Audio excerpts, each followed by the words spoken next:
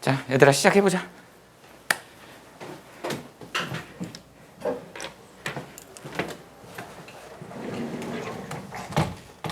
자, 이번 장은 지구 시스템이야.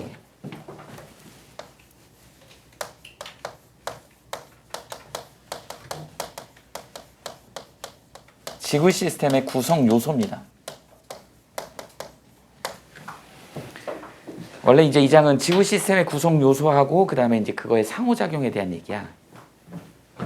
요소와 상호작용 이렇게 해볼까?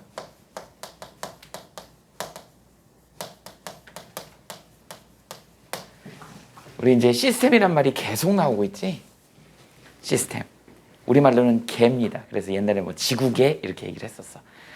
이 시스템이란 말은 원래는 연력학에서 나오는 용어야. 그래서 그 용어를 잠깐 좀 얘기를 좀 해보면요. 너네 그 수학에서 벤 다이어그램이라고 혹시 들어봤니? 수학에서 그 벤 다이어그램도 이렇게 개를 설명하는 거거든. 그래서 이제 우리 이렇게 있으면 내가 관심 있는 A라는 집합하고 B라는 집합이 이렇게 있다 해봐. 그래서 A하고 B가 이렇게 있습니다. 우리가 이제 뭐 여기를 교집합이라 그러고 캡이라 그러지. 그 다음에 여기 전체 다 더해진 거를 뭐라 그래? 합집합. A 커피 뭐 이렇게 얘기를 하지. 이런 거 배운 적 있지 않니? 그래서 이런 거를 우리는 내가 관심 있는 A하고 B를 우리는 시스템 이렇게 얘기를 하는 거야. 우리말로 얘를 개라고 얘기를 하는 거야. 그리고 이제 이 개하고 서로 상호작용으로 주고받는 애들, 그 주변에 있는 애, 여기 주변에 이제 여기 노란색으로 선생님이 칠한 부분 있지? 이 부분을 우리는 뭐라고 한다? 주위라고 합니다. 그래서 영어로는 surrounding 이렇게 얘기해. 이제 여기가 하나 빼버리면 나머지는 복수로 있겠죠. 그래서 surroundings 이렇게 얘기를 합니다. 그래서 우리는 여기를 뭐라 그런다? 주위라고 얘기해. 사실 연력학에서는 이 시스템하고 서라운딩스 사이에서의 물질 교환이나 그 다음에 열 에너지, 에너지 교환에 대한 얘기, 왔다 갔다 하는 거에 대한 얘기를 하는 거라고. 거기서 나온 용어예요. 개하고 주위. 그 다음에 이제 전체. 이거 전체를 우리는 뭐라 그런다? 유니버스라고 하죠. 그래서 우리말로는 우주라는 표현을 쓴다고. 이런 용어들이 나온다. 그래서 연력학에서 나온 용어예요. 그러다 보니까 여기에 이제 우리가 지구 시스템 그랬는데 이 시스템에는 우리가 시스템을 개라고 얘기를 하는데요.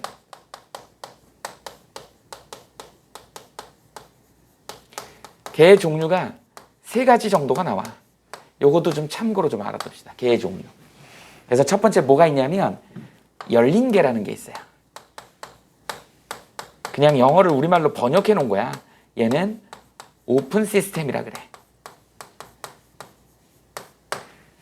오픈 시스템. 그래서 우리말로 열린 개 이렇게. 열린 개의 정확한 의미는 어떤 거냐면 에너지 출입이 가능하고요.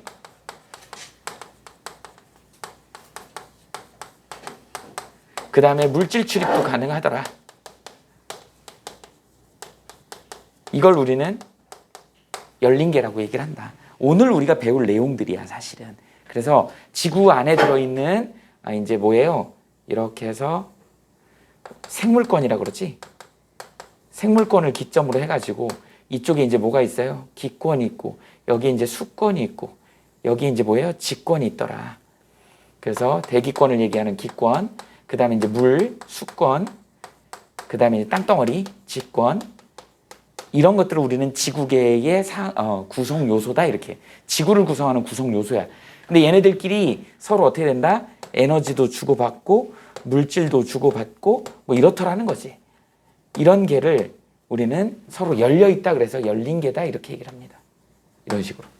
서로 상호작용을 하는 거야. 다 상호작용하는 거예요. 선생님 그리기 귀찮아서 안 그린 건데 다 그려야 돼. 이렇게 상호작용을 하더라. 여기에 이제 뭐예요? 에너지 출입도 가능하고 물질 출입도 가능하더라 라고 하는 거. 그러니까 서로 상호작용을 해서 영향을 주는 거야. 예를 들어서 뭐 생물권에서 기권이다 그러면 공기 중에 있는 이산화탄소를 받아가지고 광합성을 하는 거지. 또 뭐야? 우리는 호흡을 통해 갖고 공기 중에다가 이산화탄소를 내뱉고 광합성을 통해서 산소를 얻고 뭐 이렇게 되는 거잖아. 기권하고 생물권하고 사이. 그 다음에 뭐 생물권하고 직권 같은 경우는 어떤 거겠는데 나무 뿌리가 막 땅을 막 암석을 막 파고 들어가고 풍화침식을 일으키는 이런 것들도 상호작용인 거지. 그 다음에 이제 암석 성분에서 이제 뭐예요? 미네랄 성분들이나 이런 것들이 식물의 뿌리로 흡수돼 가지고 영양분으로 공급되는 거, 이런 것도 상호작용인 거지. 그 다음에 뭐 수건하고 직건 같은 경우는 어떻게 되는 거니? 바닷물이 막 쳐가지고 해안가에 있는 절벽을 깎아갖고 해식 절벽 막 이런 걸 만드는 거, 풍화침식 일으키는 거, 이게 얘네 둘의 상호작용이야. 그래서 물질도 이동하고 바닷물이 뜨거운 물이 막 치면은 뜨거운 열이 그 암석한테 전달이 될 거 아니야. 에너지도 전달이 되더라는 거지. 그래서 에너지 전달 가능, 에너지 출입 가능, 물질 출입도 가능한 걸 우리는 열린 개라고 정의를 하는 겁니다. 자, 그 다음에 두 번째, 닫힌 개가 있어. 영어로는 closed system이라고 얘기를 합니다. 그래서 우리말로 번역한 게 닫힌 개야. 닫힌 개의 대표적인 게 이제 이런 애들이 있다 그러면 닫힌 개의 대표적인 게 지구개야. 지구 시스템이에요. 지구개. 그래서 우리가 지구가 이렇게 있잖니? 지구가 이렇게 있으면 지구에서 바깥, 이제 지구가 시스템이니까 바깥이 뭐예요? surroundings. 주위겠지. 주위하고의 상호작용에서 어떻게 된다? 이렇게 에너지 출입은 가능하더라. 얘는 에너지 출입이 가능해요. 그러나 물질 출입은 안 되는 거야.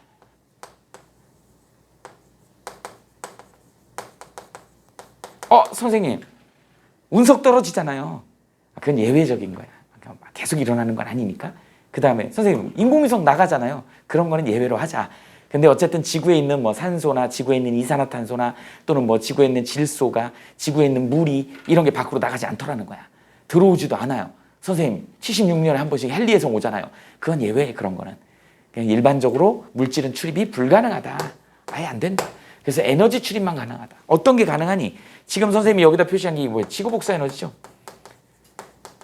반면에 또 누구예요? 들어오는 거? 태양 복사 에너지지. 지구 복사 에너지하고 태양 복사 에너지 왔다 갔다 하잖아. 그런데 물질은 왔다 갔다 할 수가 없다 보니까 어떻게 된다고? 이 지구에 있는 물질이 새로 들어오거나 나가지 않으니까 지구에 있는 물질은 어떻게 된다고요? 물질의 형태가 바뀌는 순환이 일어나더라. 그래서 물질의 순환이 시험 문제 잘 나오는 겁니다. 우리 이제 뭐 있어요? 뭐 물의 순환이라든지 많이 들어봤죠? 그 다음에 또 뭐 있니? 니네 중학교 때 배웠던 뭐 암석의 순환이라든지. 암석의 총량은 변하지 않잖아. 그런데 거기에 이제 뭐 화성암이 있고 퇴적암이 있고 변성암이 있고 막 이런 것들이 있는 거잖아요. 걔네들이 지구의 상태에 따라서 이렇게 변해가는 거 암석의 순환이야. 그 다음에 뭐 탄소의 순환, 그 다음에 질소의 순환. 얘네들의 총량은 들어가거나 나가지 않기 때문에 변하지 않더라. 그런데 지구 내에서는 형태를 바꿔서 왔다 갔다 하더라. 그러나 총량은 변하지 않으니까 우리가 물질의 순환이라고 얘기를 한다. 그래서 요 장이 시험 문제 잘 나옵니다. 이렇게 정리가 되는. 그래서 닫힌 개, 지구 시스템, 우리가 지구 시스템의 구성 요소, 이 닫힌 개 안에 열린 개들이 이렇게 들어있다고. 이게 아까 얘기했던 생물권, 그 다음에 기권, 수권, 뭐 다음에 직권, 이렇게. 얘네들끼리 상호작용은 이제 이렇게 열린 개니까 물질도 출입이 가능하고 에너지 출입이 가능하더라. 이제 그거에 비해서 세 번째, 고립계라는 표현이 나와요. 우리는 뭐 거의 이거는 쓰진 않는데 영어로 isolated. 그래서 이거 그냥 번역해 놓은 거야. isolated가 고립이라는 뜻이잖아요. 그래서 고립계. 고립계는 뭐냐면 대표적인 게 우리 이제 가장 간단한 게 태양계겠지. 태양계 내에는 태양의 수금지화 목토 천해까지 여기 그룹핑 되어 있는 요 안에는 이제 에너지 출입도 안 되는 거고 물질 출입도 안 되는 거야. 아까 헨리에성을 여기서 얘기해야 되는구나. 헨리에성이 76년에 한 번씩 와도 그거는 예외 그런 것. 그래서 물질 출입은 없고 에너지 출입도 없더라. 태양 에너지밖에 없는 거야. 그 내부에는. 그렇지 바깥에서 들어오거나 나가지 않는 거다. 이런 걸 우리는 고립계라고 한다. 각각의 뭐 우리은하 이런 것도 전부 다 고립계에 해당되는 거죠. 그래서 얘는 에너지 출입은 당연히 안 되고 물질 출입도 더더군다나 안 되고 이런 것이죠. 이런 걸 우리는 뭐라 그런다? 고립계라고 한다. 그냥 참고로 여러분들이 알아두세요.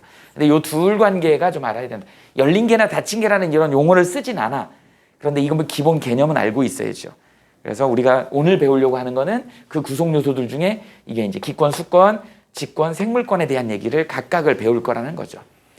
그 다음에 이제 전체적으로 지구 시스템을 봤을 때 지구 시스템을 구성하는 구성 요소들 간의 상호작용에 대한 얘기를 할 거야. 아까 선생님이 얘기한 게 상호작용이야. 뭐 광합성 호흡, 그다음에 뭐 풍화 침식 작용, 식물 뿌리가 뭐 식물 뿌리가 암석을 파고드는 거, 이런 것도 전부 다 상호작용입니다. 그거를 예시로 여러분들이 들을 수 있어야 되는 거야. 그게 이제 이번 장에서의 가장 핵심이다. 이렇게 이해하시면 돼요. 자, 그다음에 이제 보면 먼저 첫 번째. 그럼 이제 각 구성 요소들을 좀 봐야죠. 그럼 이제 뭐 직권부터 한번 가볼까?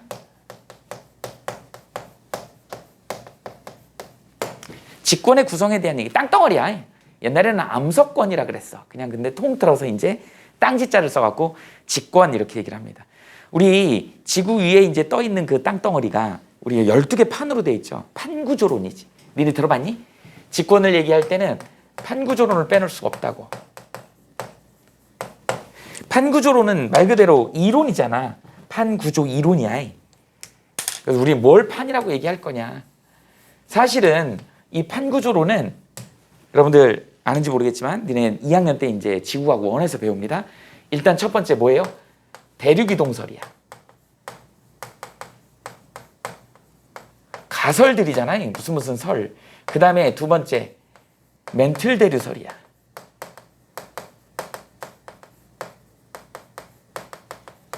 그 다음에 세 번째 해저 확장설이 있어.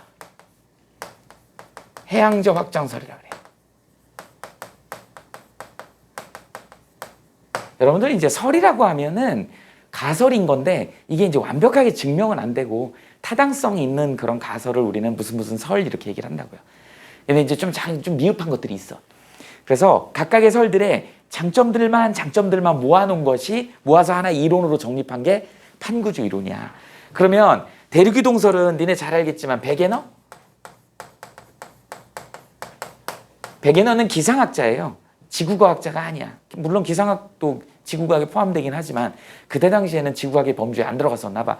여행을 되게 좋아해갖고 여행 돌아다니면서 세계의 기상을 막 하려고 그랬는데 가서 보니까 가는 지역마다 보니까 우리 중학교 때 그런 거 했었죠. 세계지도 오려갖고 막 붙여봤지. 옛날에 고생대 말에 판게아 대륙이라 그래서 한 대륙으로 이렇게 붙어있던 애가 이제 중생대부터 찢어지기 시작해가지고 신생대 때 지금 현재 구조가 됐대. 그래서 대륙이 이동했다고 주장했던 사람이 베게너야. 그 증거를 전 세계를 돌아다니면서 4개 정도를 만들어낸 겁니다. 그러면서 이 논문을 쓰죠. 첫 번째, 해안선이 일치되더라. 이거 뭔지 알 거야. 세계지도 이렇게 오려갖고 딱딱딱 붙이면 잘 맞아 떨어져요. 그 다음에 두 번째가 지질구조가 연속성이 있더라. 이게 무슨 말이냐면 지질구조의 연속성이라고 하는 건 뭐냐면 너네 생일날 케이크 불고 나서 딱 자르잖아. 잘라서 딱 벌려보면 이쪽 층하고 이쪽 층이 똑같지. 딱 잘라가지고 딱 벌려보면 이쪽 층하고 이쪽 층이 똑같잖아. 그런 것처럼 지금 해안선의 모양이 일치됐는데 바다를 건너서 이렇게 떨어져 있는 거야. 그래서 여기 있는 층층층을 비교해봤더니 똑같더라는 거야. 옛날에 이거 붙어있다가 떨어진 거야. 마치 케이크 잘라가지고 이렇게 나눈 것처럼. 그래서 그걸 우리는 지질구조의 연속성이다 이렇게 얘기를 합니다. 자, 그 다음에 이제 세 번째 글로소프테리스, 그 다음에 메소사우루스, 이런 애들. 글로소프테리스는 저거야, 화렵수야. 그러니까 저게 옛날에 온난 지역에, 온대 지역에 살았대요. 그런데 저 화석, 저 나뭇잎파리 화석이 전 세계 곳곳에서 발견이 되는 거야. 한대지방에서도 발견이 되고 열대지방에서도 발견이고, 저 발견된 지점을 갖다 연결해봤더니 옛날에 한 군데였어. 옛날에 그 온대지방이었어. 근데 얘가 뿔뿔이 흩어진 거야. 그래갖고 지금은 막 온대지방에도 있고 한대지방에도 있고 막 열대지방에도 있고 남극에도 있고 막 이런 식으로 된 거죠. 그래서 이런 애들, 메소사우루스는 그 파충류의 일종인데 공룡처럼 생긴 뭐 그런 아주 조그만 애인데 얘도 화석이 이렇게 발견이 되더라는 거예요. 특정 지역에 살던 애가 지금 현재 화석으로 골고루 발견이 되더라는 거야. 걔네를 모아봤더니 대륙이 이동했다는 걸 알 수 있는 거죠. 그 다음에 이제 네 번째, 빙하의 이동 흔적이지. 우리는 마찰 흔적이다 그래서 우리 찰흔이다 이런 표현을 씁니다. 마찰 흔적. 요렇게. 그래서 베게너가 세계를 돌아다니면서 이런 증거 자료를 모은 거야. 이렇게 보면. 근데 니네 잘 알겠지만 학계는 굉장히 보수적이잖아요. 베게너가 그럴싸하게 이제 이런 증거 자료 해갖고 논문을 딱 써갖고 대륙이 이렇게 해서 이동했어. 그러니까 이제 이걸 평생 연구하던 사람들이 봤을 때는 가소롭지. 그죠? 그리고 어디서 굴러먹다가 온 뼈다곤지는 모르겠는데 와갖고 그런 걸 막 하니까 기분이 나쁘잖아. 그러니 이제 자기네들이 해결을 못한 문제를 물어보는 거지. 너 그 큰 대륙이 어떻게 움직였어? 근본 원동력이 뭐야? 그러니까 백연은 나야 모르지. 꺼져! 이렇게 된 거야. 그냥 그래서 가설로만 남은 거예요. 근데 이렇게 맨날 탁상공론만 하는 과학자들이 이렇게 실천적으로 움직이는 사람이 없잖아요. 그러니까 이것도 대단한 거죠. 그러니까 일부 학자들이 이제 이거를 인정해주기 시작한 거야. 그래서 일단 여기서는 뭐를 해결을 못했냐면 근본 원동력을 야 근본 원동력이 뭐니? 라고 물어봤더니 나야 모르지 꺼져 이렇게 된 거야. 그런데 이제 젊은 과학자들 누가? 홈스라는 과학자가 있었어요. 홈스가 멘틀 대류설을 주장을 합니다. 그래서 멘틀 상승부에서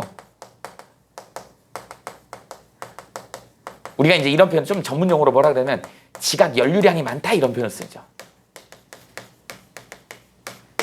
지각에 이제 말랑말랑 뜨거워갖고 말랑말랑해지는 걔가 이제 어떻게 대류 현상에 의해서 위로 올라오더라는 거죠. 근데 이게 실제로 1년에 3-4cm 정도 움직이는 거야.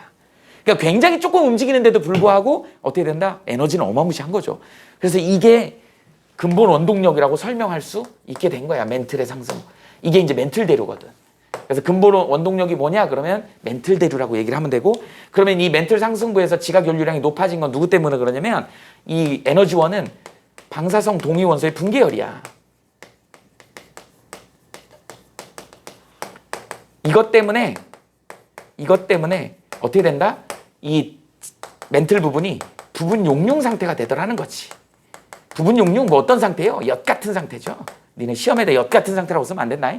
엿은 고체인데 멘틀이 고체거든. 근데 엿 가만 놔두면 더운 날 어떻게 되냐면 녹잖아. 이건 고체도 아니고 액체도 아니고 그죠?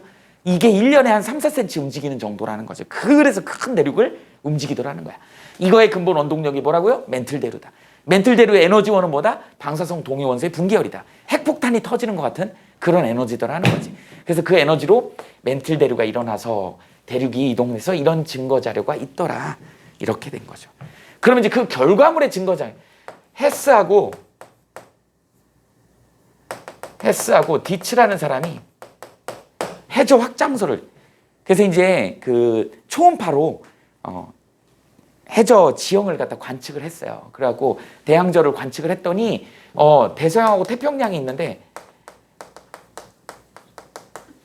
태평양보다 대서양 해저가 확장이 되더라는 거야. 얘는 소멸되고 안으로 파고들어 버리다 보니까 안에서 태평양 중앙해령에서도 막 이렇게 나가긴 하는데 파고드는 게 많아 버려갖고 시간이 지나면 지날수록 태평양은 줄어들고 지금 대서양은 어떻게 되면 대서양 중앙해령에서 밀어내잖아요. 그럼 계속 밀려서 나가는 거야. 그러다 보니까 지금 대서양의 그 면적이 넓어지고 있다. 이게 해저 확장설이야. 그래서 이게 이제 뭐예요? 이걸 증명하는 증거 자료가 된 거다. 그래서 얘네 세 가지를 합쳐가지고 우리는 뭐라 그랬어? 판구조 이론이라고 하는 새로운 이론을 만든 거야. 그러면 도대체 이제 판은 뭘 거냐? 판을 영어로 뭐라 그래요? 플레이트. 이렇게 얘기를 하는데 보통 여기를 우리는 뭐라 그러냐면 지각의 암석권이다 이렇게 표현을 합니다. 암석권은 0에서부터 100km까지야. 그래서 여기는 딱딱한 판으로 돼 있죠. 딱딱한 판 이렇게 약 12개 판으로 되어 있어. 지구는. 그래서 뭐 아프리카판, 남아메리카판, 유라시아판, 북아메리카판, 태평양판, 필리핀판, 나스카판 뭐 이런 판들이 한 12개 됩니다. 이런 판들로 되어 있고 이 밑에는 바로 뭐가 있어? 연약권이 있다. 연약권은 얼마? 100에서부터 약 한 400km까지.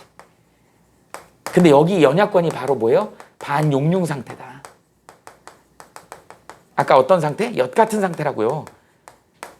이 상태, 여기에 이제 뭐가 있는 거야? 멘틀 대류가 일어나는 곳이 있는 거야. 그래서 연약권이라는 표현을 쓰는 이유는 위크하다 이런 표현을 쓴 거야. 지진파의 속도가 느려지는 구간이다.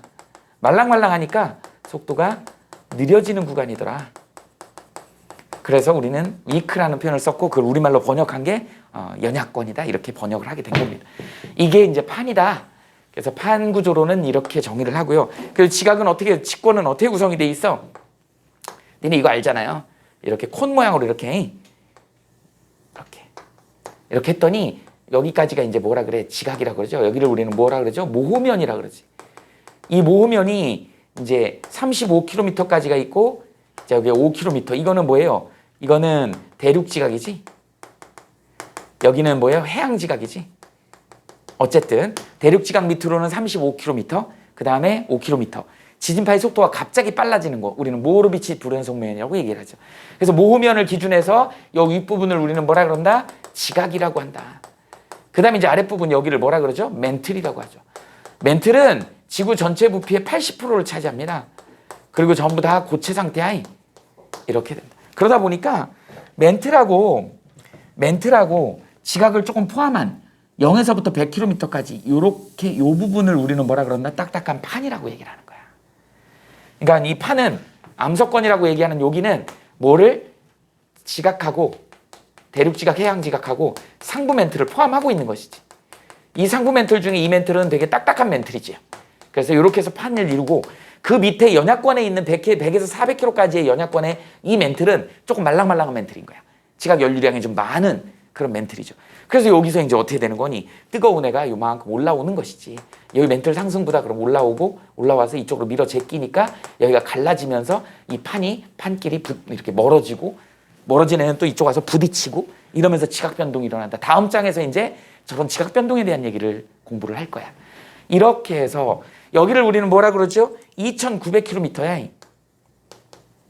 여기를 구텐베르크 면이라고 얘기를 합니다.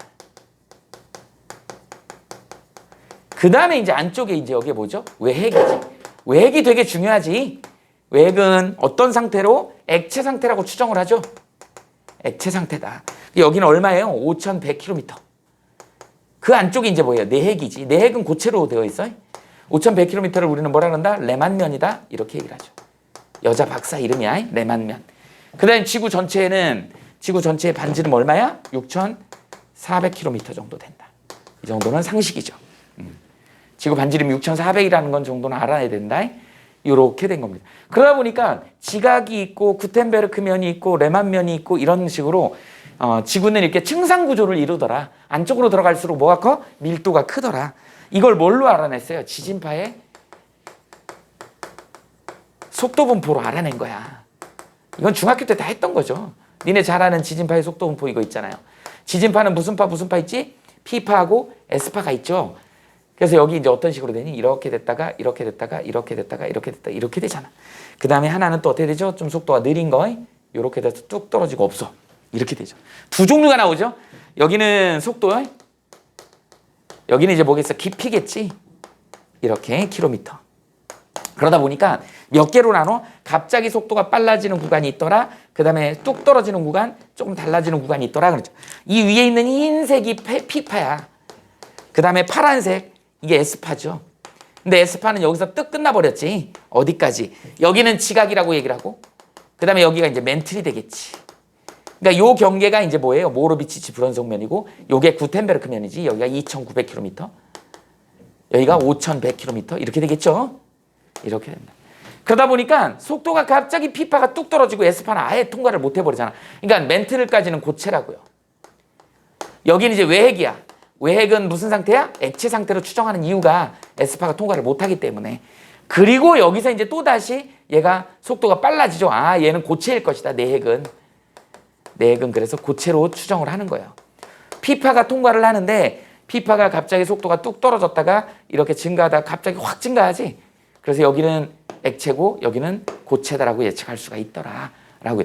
여기가 만약에 이제 고체가 되거나 그러면 여기가 지금 다른 거가 돼야 되잖아요. 그래서 액체로 추정을 하는 거야. 외핵은. 요렇게 해서 층상 구조가 만들어진 거다. 이거는 니네 알지만 그 앞부분에 빅뱅 우주론을 하면서 지구가 형성되는 과정에 미행성 충돌 이론이 있었잖아. 그 마그마 바다가 형성이 됐을 때 핵과 멘틀이 분리가 된다 그랬지. 안으로 기어 들어간다 그랬죠. 밀도가 큰 놈이. 그래서 철하고 니켈 같은 애들이 내핵하고 외핵에 주로 많이 분포한다. 그 다음에 이제 또 외핵이 액체 상태다 보니까 얘가 또 회전하죠. 그 유명한 다이나모 이론이라는 게 있어. 그래서 이거 회전하는 것 때문에 거기서 자기장이 형성이 돼서 지구 자기장 벤 앨런대라고 하는 외대하고 내대를 형성해가지고 태양으로부터 오는 태양풍을 강력한 태양풍을 막아가지고 지구에 있는 생명체나 이런 걸 보호하게 된다. 이게 되게 중요한 그런 애입니다. 그래서 직권은 이렇게 구성이 되어 있고 지구 내부 층상 구조는 밀도차로 이렇게 나누고 지진파의 속도 분포로 구분을 한다. 이건 뭐 이 정도는 여러분들이 다 알고 있을 거라는 생각이 들고 우리는 뭘 알고 있어야 된다? 판구조론은 판구조론은 이제 뒤에 가면 자세히 해서 지각 변동까지 다 지구 변화까지 다 설명을 할 거야. 여기선 잠깐 소개만 하는 건데 대륙이동설, 멘틀 대류설, 해양적 확장설의 장점들만 모아가지고 만든 게 판구조론이다. 이렇게 이해하시면 됩니다. 됐죠? 직권 한 요 정도면 끝날 것 같아요. 두 번째.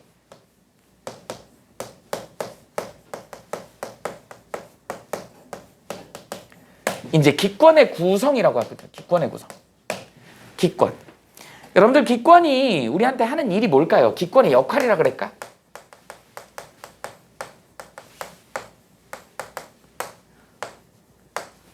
역할이 맞니? 역할이 맞니?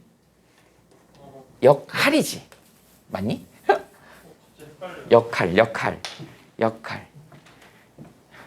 뭐 연극 같은 데서 그게 역할 아닌가?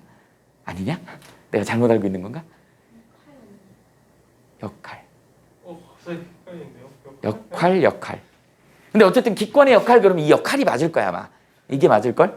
역할. 넘어갑시다. 국어시간이 아니니까. 자, 기권의 역할. 어떤 역할이 있을까요? 일단 첫 번째로 유해 광선 차단이지. 중요하죠.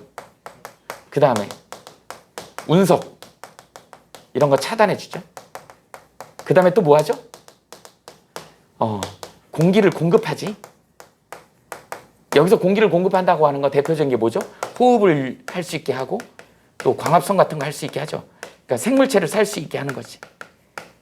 그 다음에 생물체가 안착하기 좋게 만드는 이유 중에 하나가 뭐냐면 니네 금성이나 수성 같은 경우는 이 공기가 많이 없고 희박하기 때문에 뭐가 안 일어나냐? 풍화침식 작용이 안 일어나지. 대기권의 역할은 풍화침식을 일으키게 하는 거야. 풍화침식을 일으키면 어떻게 돼요? 운석 구덩이가 막 울퉁불퉁하고 뾰족뾰족하던 애를 오랜 세월 거치면 어떻게 된다? 물과 공기 이런 것들이 이제 어떻게 되는 거야? 매끄럽게 둥그렇게 만들어서 거기에 이제 초원 같은 걸 만들어서 생명체가 안착할 수 있게끔 그렇게 만들어주는 그런 역할을 하죠. 그 다음에 또 하나 뭐 있죠? 중요한 거 있죠? 온실효과. 온실효과. 수성 같은 경우는 낮에 180도인가 그래요. 머리 벗겨져요. 낮에 나가면. 밤이 되면 영하 80도, 90도 막 이래. 그러니까 온실효과가 안 일어나기 때문에 밤에 돌아다니지를 못해요. 근데 우리는 밤에 그렇게 춥지 않지. 해가 져도 그렇게 춥지 않은 이유가 낮에 데워졌던 공기가 대기 중에 잡혀있기 때문에. 그래서 생명체가 온도를 유지하면서 체온을 유지하면서 살 수 있더라. 그런 온실효과. 좋은 온실효과다. 지금 온실효과 그럼 우리는 지구의 온도가 자꾸 올라가는 그런 안 좋은 영향을 얘기하는데 이거는 지구의 생명체가 살 수 있는 조건이 되는 그런 온실효과야. 이게 이제 기권의 역할이다. 이런 애들을 기권이 해주는 겁니다. 근데 기권의 기본 구성은 어떻게 되어 있냐면 높이에 따른 이건 중학교 때 했던 거지. 제목이 뭐냐면 높이에 따른 기온 분포 이렇게 나오죠. 사실은 이게 누구 때문에 생기는 거야? 누구 때문에 그렇죠. 오존층 때문에 이 기온 분포가 생기는 거야. 오존층 O3죠. 그러니까 지구의 생명체 중에 최초에는 이제 어떻게 돼? 독립영양생물이 있었어요. 독립영양생물이 최초부터 독립은 아니야. 종속영양생물이 먼저 있은 다음에 그 다음에 이제 독립영양생물이 나와서 독립영양생물이라고 하는 건 뭐예요? 광합성을 하는 애잖아. 그러니까 광합성을 하다 보니까 결과물이 뭐가 나와? 산소가 뽀글뽀글 나오다 보니까 그 산소가 공기 중에 있는 자외선을 쪼이면 산소가 이렇게 깨집니다. 이걸 우리는 산소 라디칼이라 그래. 굉장히 반응성이 큰 애야. 이게 공기 중에 있는 O2하고 그냥 반응하는 거예요. 그래서 O3가 되는 거지. 이렇게 해서 오존이 되는 거예요. 이 오존이 이제 상공으로 퍼져 나가서 지금 성층권에 있는 한 2cm, 3cm 두께 되게 얇아. 2cm, 3cm 정도 두께로 이렇게 쌓여 있는 걸 우리는 뭐라 그래? 오존층이다 이렇게 얘기해. 그 오존층이 자외선을 받으면 다시 이 반응이 일어나는 거야. 그래서 오존이 깨지는 반응으로 하는 거예요. 이때 자외선이 여기에 흡수된다 이런 표현을 쓰는 거야. 그러면서 저게 계속 왔다 갔다 하는 반응이 일어나는 거야. 그러니까 망가지면 또 오존으로 만들어주고 망가지면 또 오존으로 만들어주고 그럼 또 빛이 들어오면 자외선을 또 근데 이 자외선이 거기 부딪히면서 어떻게 된다고요? 거기에 온도를 흡수하니까 빛을 흡수하니까 온도가 거기에 높아질 수밖에 없는 거예요. 중간에 온도가 높아지더라는 거죠. 그래서 우리가 보통 일반적으로 이제 어떻게 된다 지표면이야 여기가 높이고 이게 기온이란 말이지 공기의 온도. 니네 이 그림 알잖아. 여기서부터 출발해서 이렇게 돼서 이렇게 올라가서 이렇게 돼서 이렇게 되더라는 거지. 여기서 이게 이제 몇 개로 나눠? 하나, 둘, 이런 식으로 해. 여기를 맨 밑에를 뭐라 그래? 대류권이라고 얘기를 합니다. 여기를 뭐라 그래? 성층권이라고 얘기를 하지. 여기를 뭐라 그래? 중간권이라고 얘기를 합니다. 그 다음에 여기는 열권 이렇게 얘기를 하지. 그래서 4개의 경계가 있어요. 뭐 바깥에를 이제 외권이라고도 해. 이렇게. 그 다음에 이제 경계면은 우리 뭐냐면 바로 밑에 거의 기준이야. 그래서 여기는 대류권 경계면이다. 그래서 계면 이렇게 얘기를 하는 거야. 여기는 성층권 경계면이다. 그래서 성층권 계면 이렇게 얘기를 하고 여기는 중간권 계면 이렇게 얘기를 합니다. 경계면의 줄임말이야. 그래서 대류권 계면, 성층권 계면, 중간권 계면 이렇게 얘기해요. 높이도 좀 알아두면 좋겠는데 여기가 0이고요. 여기가 12에서 16km 정도까지 이렇게 됩니다. 중학교 때는 이거 한 10km, 12km 이렇게 했을 거야. 근데 여기서 이제 16km 그러면 이게 여름이야. 여름에는 아무래도 상승기류가 많기 때문에 대류권이 좀 높아요. 상승기류 때문에 이건 겨울철이고. 그 다음에 여기가 이제 50km까지가 중간권이다. 80km까지가 중간권이고 성층권 중간권 그 다음에 1000km까지가 우리가 이제 열권이다라고 얘기를 하는 거예요. 이렇게 되죠. 이 대류권은 이제 니네 잘 알지만 대류현상이 있죠. 그래서 기상현상도 있지. 그래서 여기는 여러 가지 일들. 높이 올라가면 올라갈수록 어떻게 된다? 온도가 떨어진다. 이유는 뭐예요? 지구 복사 에너지가 높이 올라갈수록 적게 도달하기 때문에. 근데 반면에 여기서 이제 역전이 생기지. 이런 걸 기온 역전이라 그래. 이유가 뭐냐면 여기에 누가 있어? 성층권이 이렇게 있기 때문에 그렇다. 성층권이 약 20에서 30km권에 있어. 20에서 30km. 여기서 아까 뭐라 그랬어요? 태양 복사 에너지 중에 자외선을 흡수한다 그랬지. 그러니까 온도가 상공으로 올라갈수록 온도가 높을 수밖에 없는 거야. 만약에 오존층이 성층권 오존층이죠. 성층권에 오존층이 없으면 그래프가 어떻게 그려지냐면 얘가 이렇게 그려집니다. 하나로 그려진다. 이렇게. 근데 얘가 있기 때문에 어떻게 된다? 지그재그 지그재그로 이렇게 되는 거야. 이렇게 된다는 거 알아두시면 됩니다. 자, 그 다음에 이제 중간권은 니네 잘 알죠. 중간권은 대류현상은 있어. 이렇게 돼 있는 애들은 다 대류현상이 있어. 높이 올라갈수록 밑에는 차갑고 위가 밑에는 뜨겁고 위가 차가우면 어떻게 된다? 밑에 있는 애가 올라간다고. 대류현상이 있다고. 그런데 이런 역전현상은 대류현상이 없어요. 그래서 되게 안정층이야. 그래서 여기 있는 성층권은 너무너무 안정층이다. 이렇게 알아두시면 됩니다. 그래서 뭘로 이용되죠? 비행기 항로로 이용되잖아. 우리 책에 보면 얘네들의 각각의 특징들, 내가 중학교 때 배웠던 특징들이 또 있어. 전부 다 정리해 놓으면 됩니다. 이게 높이에 따른 기온 분포다. 이 분포가 나타나는 건 누구 때문이다? 성층권에 있는 오존층 때문에, 오존층이 흡수하기 때문에 거기가 온도가 높아지는 기온 역전 현상이 일어나더라. 그래서 보통 정상적으로 높이 올라갈수록 기온이 떨어지는 여기서는 대류 현상이 일어나는데 중간권에는 일기 현상이 없는 거야. 뭐 때문에? 수증기가 거의 없어요. 수증기가 희박하기 때문에 여기서는 기상 현상은 일어나지 않는다. 그러나 공기에 뒤엎어지면 생긴다. 기층이 불안정하다 이런 표현. 대류 현상이 일어나는 걸 우리는 다른 표현으로 기층이 불안정하다 이런 표현을 쓰는 거죠. 이렇게 된다. 또 기권 하나 더 나오면 뭐가 나오냐면 높이에 따른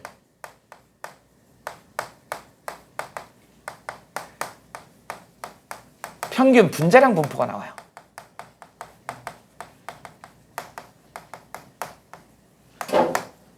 공기의 높이에 따른 공기의 평균 분자량 분포가 나오는데 어떤 그래프가 나오냐면요. 이렇게 높이야. 여기 이제 x축이 분자량이다. 그래서 그래프가 어떤 그래프가 나오냐면 이런 그래프가 나오죠. 이렇게. 여기가 얼마냐면 28.89야. 우리 상식으로 알아둡시다. 공기의 평균 분자량이야. 28.89입니다. 왜 이런 값이 나오는 거냐면 우리 공기의 구성 N2, 그 다음에 O2, 아르곤, CO2 뭐 한 이 정도 되죠. 얘가 78%거든. 얘가 21%예요. 얘가 0.9%야. 얘가 0.01, 0.03%인가 그래. 아, 이쯤 돼요. 그러니까 압도적으로 거의 뭐 질소 산소가 거의 대부분이지. 얘 분자량 얼마니? 28이거든. 얘 분자량 32예요. 얘 분자량이 36일 거야 아마. 얘 분자량은 44요. 그러니까 이거 평균 분자량 하면 28 곱하기 100분의 78. 그 다음에 32 곱하기 100분의 21. 그 다음에 36 곱하기 100분의 0.9. 이 밑으로는 뭐 해봐야 별로 영향을 주지 못하겠지. 얘네 둘을 계산하면 이 정도 된다. 그래서 평균 분자량 분포가 28.89가 평균 분자량이야. 이게 이렇게 해서 일정하다는 얘기는 이게 또 높이가 되게 중요하죠. 지구과학에선 100km가 굉장히 중요합니다. 아까 100km, 대기도 100km지만 여기 아까 보여 100km. 그죠? 그래서 지상으로부터 100km 구간은 우리 여기를 뭐라 그래? 균질권이라 그래. 공기의 평균 분자량이 일정하더라는 거지. 그렇다는 얘기는 공기가 이런 애들이 골고루 있다는 얘기야. 그래서 여기는 공기 입자들이 어떻다? 충돌을 합니다. 충돌하면서 골고루 있는 거야. 반면에 여기는 이제 그 위에 100km 이상을 우리는 뭐라 그래? 비균질권이라 그래. 여기는 공기가 되게 희박한 거야. 그러다 보니까 가벼운 원소들만 있어. 중력이 적게 작용하니까 가벼운 원소들 뭐 있어요? 뭐 수소나 헬륨이나 이런 거밖에 없다고. 그러니까 분자량의 평균 분자량이 작을 수밖에 없는 것이지. 그리고 여기는 이제 어떻게 되는 거야? 확산이야, 확산. 부딪힐래야 부딪힐 만한 애가 없어요. 공기 입자들이 너무 외로워. 다 가벼운 애들만 있어. 그리고 막 퍼져나가기만 해. 그러니까 저기는 거의 공기가 없다고 봐도 되는 거야. 쉽게 얘기하면. 이렇게 해서 균질권하고 비균질권 이렇게 얘기합니다. 물론 높이에 따라서 밀도 그래프를 그린다 그러면 이렇게 되죠. 밀도 그래프. 아무래도 지구의 중력이 지구에 가까운 곳에 많기 때문에 공기는 밀도가 지구 근처가 많이 몰려있지. 위로 올라갈수록 공기가 희박해지는 건 당연한 거죠. 그런데 어쨌든 100km까지는 골고루 분포해 있다. 근데 100km 이상 되면 어떻게 된다? 희박해진다, 공기가. 그래서 니네 중학교 때 그런 것 때문에 되게 고민했던 학생들이 있었을 거야. 운석, 유성이라고 유성. 유성이 뭐죠? 별똥별. 이건 뭐 소원 빌면 이루어진다며. 근데 경험해봤겠지만 이렇게 소원을 못 빌죠. 너무 빨리 떨어지니까. 갑자기 그냥 멍 때리고 있는데 갑자기 슉 떨어져. 소원 빌었어? 빌었어? 아니 못 빌었는데? 막 이렇게 되는 거죠. 이게 별똥별. 근데 이거를 어떤 책에서는 뭐 우공비에서는 뭐 중간권에서 나온다. 뭐 어디 완자에서는 10권에서 발견이 된다. 둘 다 틀린 말이야. 둘 다 맞을 수도 있고 둘 다 틀릴 수도 있고. 조금 더 타당성 있게 얘기하려면 이제는 뭐라고 얘기해야 돼? 균질권이라고 얘기해야 돼. 균질권. 얘가 이제 들어오다 보면 중력에 의해서 들어오다 보면 공기 입자들이 빽빽해지면 어떻게 돼? 이제 마찰이 심해지니까 거기서부터 타기 시작하는 거야. 그 덩치 큰 놈들은 한참 가열됐다가 타는 거고 덩치가 작은 놈은 그냥 거기서 바로 타는 거고. 그러면 우리 눈에 이제 그게 별똥별로 보이는 거야. 그러면 그게 봐봐 100km부터 이제 얘가 마찰을 받기 시작하는 거니까 봐봐 여기잖아 80km잖아. 그러니까 100km 한 이쯤 될 거 아니야. 그러니까 작은 놈들은 10권에서도 나온 애들이 있어. 굵은 놈은 중간권까지 들어온단 말이죠. 그러니까 10권도 맞고 중간권도 맞는 거였어. 사실은 더 정확하게 얘기하면 균질권이라고 얘기를 하는 게 맞는 얘기다. 그래서 공기들이 충돌을 막 하면서 공기 입자들이 골고루 퍼져 있는 거를 우리는 지상으로부터 100km까지를 평균 분자량의 분포가 일정한 균질권이다. 거기는 분자들이 충돌한다. 그 위에는 이제 비균질권이라고 한다. 아주 가벼운 애들만 있다. 수소나 헬륨만 있다. 그래서 확산을 하더라. 이런 정도 정리해 두시면 됩니다. 자, 그 다음에 이제 세 번째.